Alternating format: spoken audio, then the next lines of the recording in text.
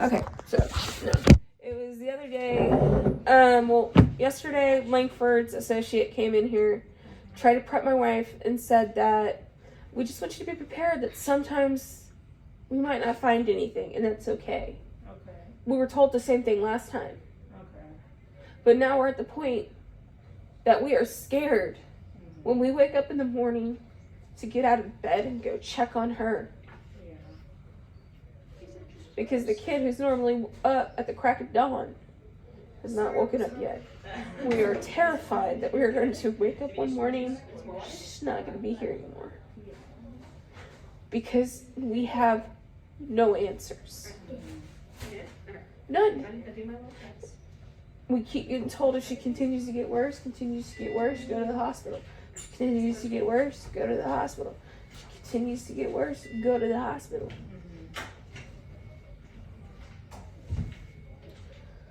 So what have they done so far since she's been here? MRI. MRI. What happened with that? They came this morning, told us it's unremarkable. The way they made it seem the other day is that they're going to send us home. Okay. How do they talk? I know they haven't rounded yet. They haven't rounded did they say yet. anything about that yesterday? They implied it. Okay. Yes, they did. And then they try to imply the whole psychosomatic again. And we told them, and I'm going to be a lot firmer this time, they can take that psychosomatic, shove it up their ass. This is not psychosomatic. They implied this in front of, and little intern came in here, because I guess they maybe heard last time we were not pleased with them trying to push that.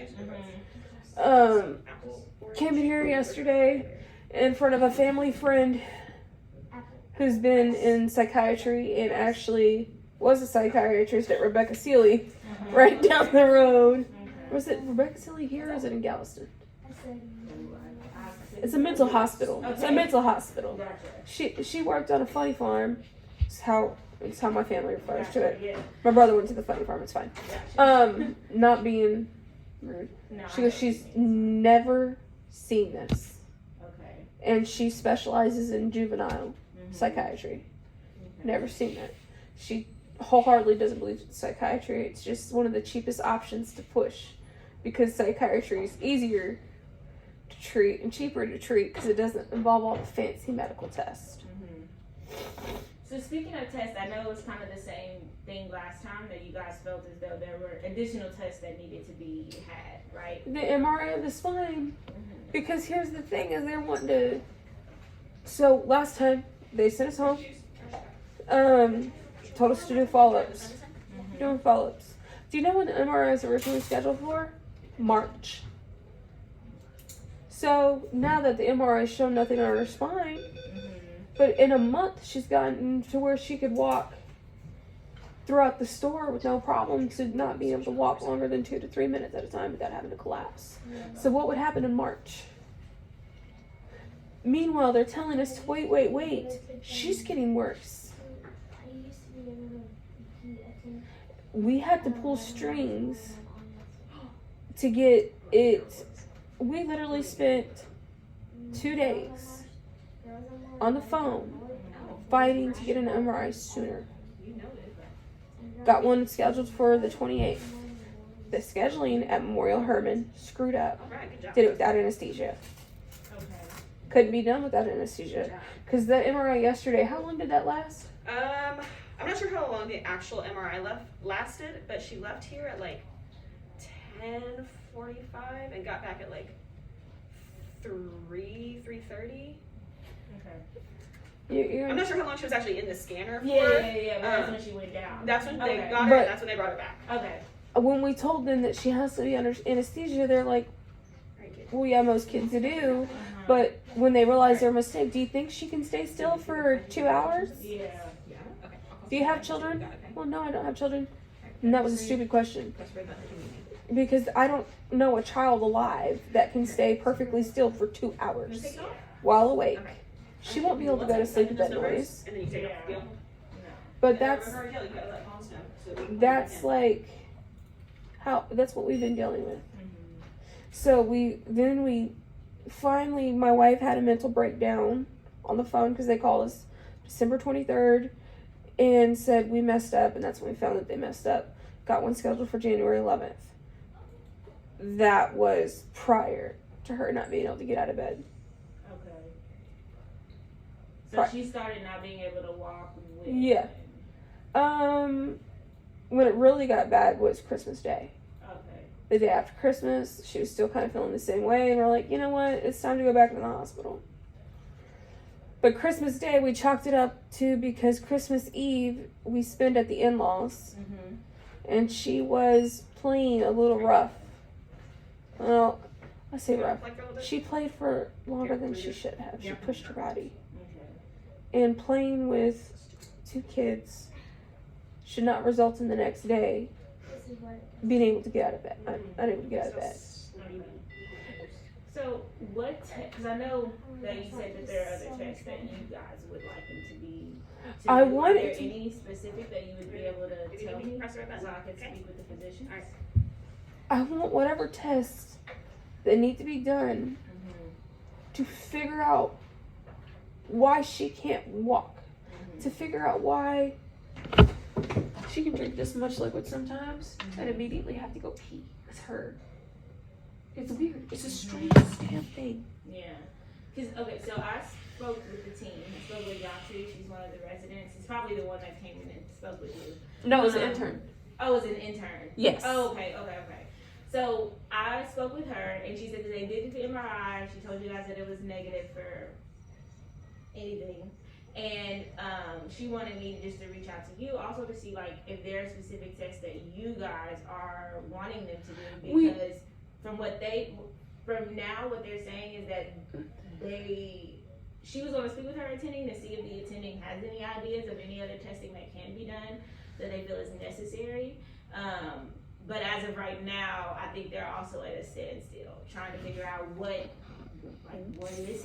going on. That's what I want. I want someone to get an idea. I'm not a medical professional, Yeah, no, I fully understand. Yeah. but I am a mom. Mm-hmm. I am a mom who's watched my child just go home. I'm so tired of having to fight this, y'all. I'm a mom who's watched her child.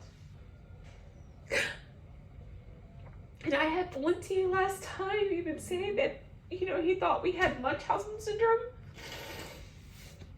He Said that to us. He goes, well, at least now we know it's not Munchausen syndrome. Oh, That was his exact words to us. okay. So you understand our frustration this time, not even having to come back here because we were terrified of how we were going to be treated this time. Yeah. No, I mean, I definitely get that. I'm sorry that, that is what happened in that Our conversation. daughter can't walk correctly. She's scared to go back to school because what happens if she pees herself in front of her classmates? 4th grade is hard to pass about that, and it's on your permanent record in school. Yeah. I Dude, have a little sister, so I fully get it. dude, Yeah. a kid picks their nose and somebody catches it on camera. That's gonna follow them. It's not like when we were in school, we didn't have cameras until hell.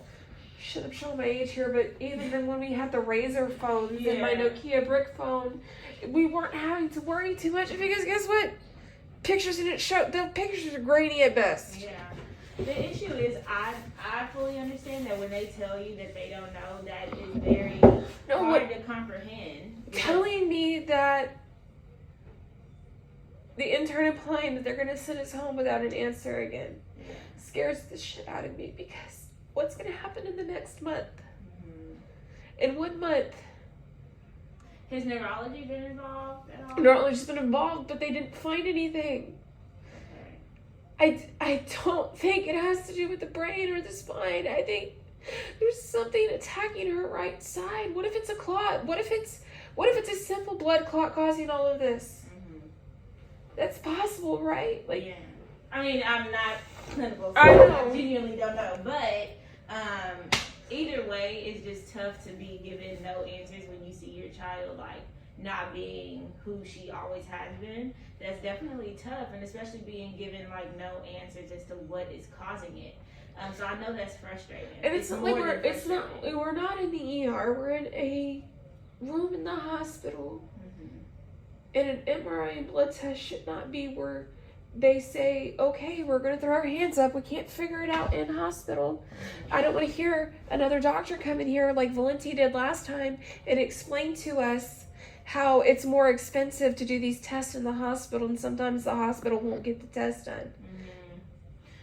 So that, take the expenses out of it, that is true about certain testing. Certain testing would not be done inpatient, it would be done outpatient, being specific as to what that actual test is. So like a tilt-table test to confirm or deny a diagnosis that you give in a hospital. Yeah. Well, no. They can, I mean, it depends on whatever test. You see what it I'm is. saying? Yeah. Because they tell us, but when they discharged us, Mhm. they said it's probably dysautonomia. We were Okay. given a probable answer of dysautonomia, Mhm. but they said we can't confirm it in hospital because it's too expensive to run the test in hospital. Okay. Exact words told to us.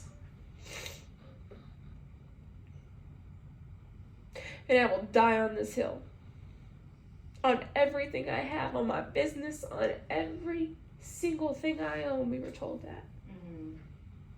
Okay. So I want to speak with the team to see if there are any other tests that Dr. Briggs can think of that would possibly give you guys answers or explain like what is causing this. I know that they had asked The about extreme fatigue. Peter slept for 5 hours yesterday, had a full night's sleep. Hi! And this is after donuts.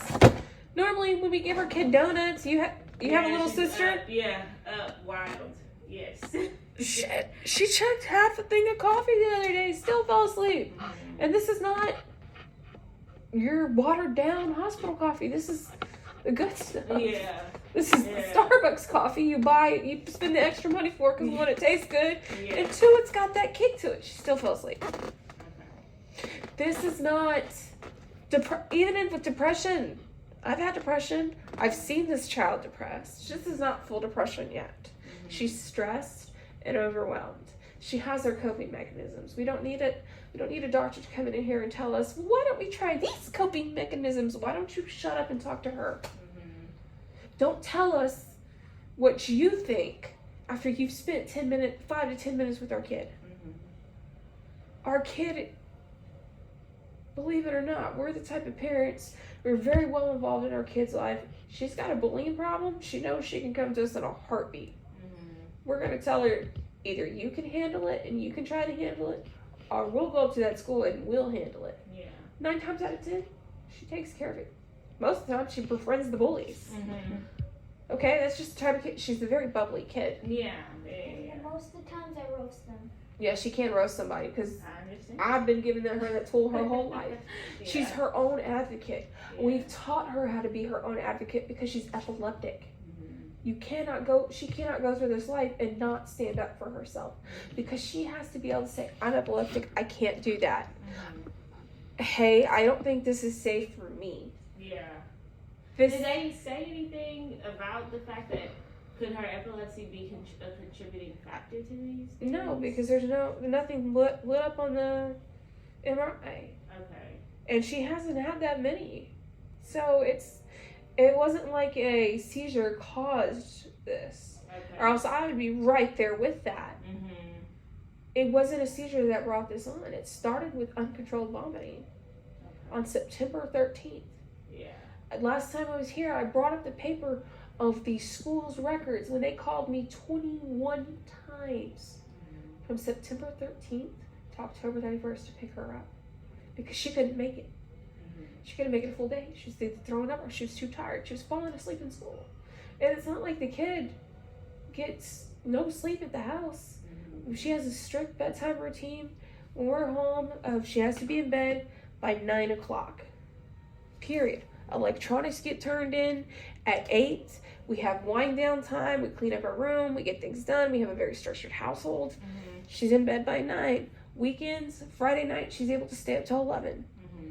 But goes to bed at 9, wakes up at 6:30, 6:45. That's her normal time she gets up. She gets up. She gets herself dressed. She does her morning routine. She comes out, has breakfast, brushes her teeth, gets ready, goes to school. Got None of that changed. Nothing changed in our life when this started. So why do they want psych involved? Because they think it's psychosomatic. Okay.